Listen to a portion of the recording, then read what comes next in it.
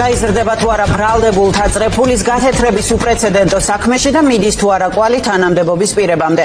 პროკურატურა ამ დეტალებს არ ამხელს, თუმცა საგამოძიებო უწყებაში ადასტურებენ, რომ ერთადერთი ბრალდებული მარტო არ მოქმედებდა. კახა კოტორაშვილს პატიმრობა შეეფარდა, ის დუმილის უფლებით სარგებლობს. გამოძიება ამტკიცებს, რომ ბრალდებულს გაურკვეველი წარმომავლობის რუსული ფული აზერბაიჯანიდან საბაჟო პროცედურების გარეშე შემოჰქონდა, შემდეგ კი დოლარსა და ევროში ახურდავებდა. მთავარი შეკითხვები ახლა არის, კოტორაშვილი მარტო მოქმედებდა თუ საქმეში ჩართული იყვნენ დაბალი ან მაღალი რანგის მოხელეები. სასამართლოს ხდომაზე ცნობილი გახდა, რომ საქმეში ფიგურირებს ასევე ელდარის ჰუსეინოვი, რომელიც სავარაუდოდ კოტორაშვილთან ერთად ათეთრებდა მილიონებს. ვინ არის ის და რა როლი ჰქონდა, გამოძიება არ ამბობს, ჰუსეინოვი არ დაუკავებიათ.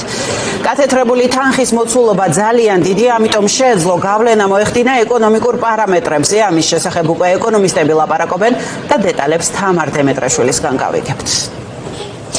უპრეცედენტო მასშტაბის ფულის გათეთრების სქემის გასაჯერობის შემდეგ ნამდვილად ჩნდება ლეგიტიმური კითხვა, რითი იზრდება ქვეყნის ეკონომიკა და რა წილი აქვს სტატისტიკურ მონაცემებში არალეგალურ ფინანსურ ოპერაციებს. თუ კი ერთმა სავალუტო ჯიხურის ფლობელმა ამდენი შეძლო და ქვეყნის მთელი ბიუჯეტის თითქმის 7%-ის ოდენობის თანხა გაათეთრა, რა გარანტია, რომ ქვეყანაში სხვა ანალოგიური სქემებიც არ მოქმედებს. და ამ ყველაფრის ფონზე ქართული ოცნება ეკონომიკურ ბუმზე და მთლიანი შიდა პროდუქტის უპრეცედენტო ზრდაზე საუბრობს მუდმივად.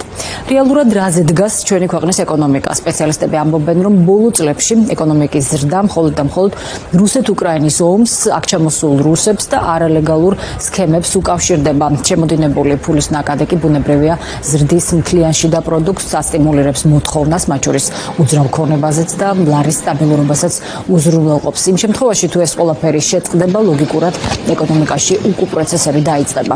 სპეციალისტების აზრით, საქართველოს ეკონომიკას არ აქვს განვითარების მყარი საფუძველი, ფულის გათეთრების ასეთი მასშტაბური სქემების გასაჯაროება კი უდიდეს რეპუტაციულ ზიანს აყენებს სახელმწიფოს და მის ინსტიტუტებს, მათ შორის ეროვნულ ბანკს და საბანკო სისტემას. ბოლო პერიოდია ვსაუბრობთ, რომ საქართველოში ეკონომიკური ზრდის მაჩვენებელი არის ანომალიური, პარადოქსული და სხვა ფუნდამენტური მაჩვენებლები ვერ ხსნის ამ სიტუაციას. ნელ-ნელა უფრო გასაგები ხდება, რასთან გვაქვს საქმე. როგორც ჩანს, საქართველო ბოლო 4 წელია ჩამოყალიბდა როგორც მინიმუმ რეგიონალური ფულის გათეთრების ცენტრად და შესაბამისად რაღაც ნაწილი ამ ფულის საქართველოში რჩება და ასე ფული გათეთრებული ფულის ხარჯზე ჩვენ გზნობთ ნაწილი ჩვენი მოსახლეობის, მე ვფიქრობ მცირე ნაწილი გზნობს ან ხედავს ქაღალდზე მაღალ ეკონომიკურ აქტივობას, მაღალ ეკონომიკურ ზრდას. ეს არის სამწუხარო მოვლენა, მასშტაბი ამ გათეთრების არის გრანდიოზული, 2 მილიარდ ლარზეა საუბარი. ჯამში მთლიანში და პროდუქტზე ამას ნამდვილად ექნებოდა დადებითი გავლენა. ეხლა რამდენად დიდი იყო ეს გავლენა?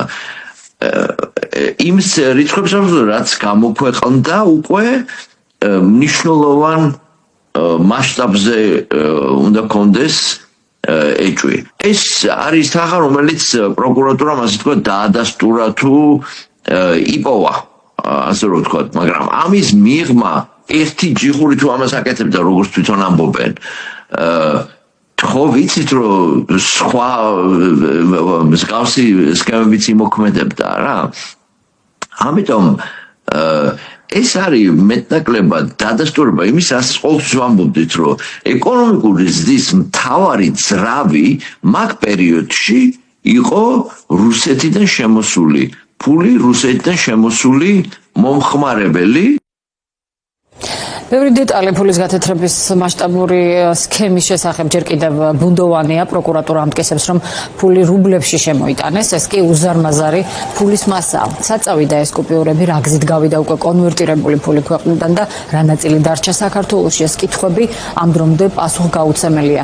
ერთი რამ კი ცხადია, რომ საქართველოს ეკონომიკური ზრდა საეჭვო და რეპუტაციულად დამაზიანებელ ფინანსურ ოპერაციებზე დგას.